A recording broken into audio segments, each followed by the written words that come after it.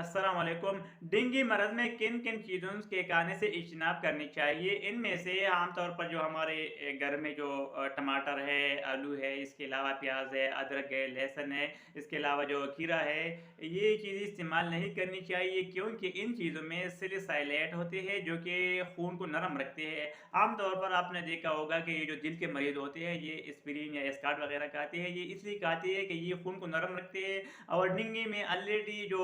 सफ़ेद खून है या प्लेटलेट है वो कम हो जाते हैं तो इम्कान है कि इंसान से खून बहना शुरू हो जाए, तो इस वजह से इन चीज़ों को नहीं खानी चाहिए। इसके अलावा वो चीज़ें जिसमें कैफ़ीन ज़्यादा मकदार में हो जैसे कॉफ़ी है या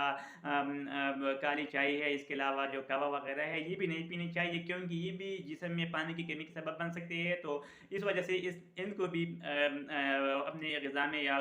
खुराक में शामिल नहीं करनी चाहिए। इसके अलावा डेंगू में क्या करनी चाहिए या डेंगू मरज़ में ड्रिप कब लगानी चाहिए, इन सब के बारे में और डेंगू की वजह से जो कमज़ोरी आ जाए, ये कैसे दूर किया जाए, इन सब के बारे में जानने के लिए नीचे डिस्क्रिप्शन में वीडियो है, वो ज़रूर देख लीजिए। फिर भी कोई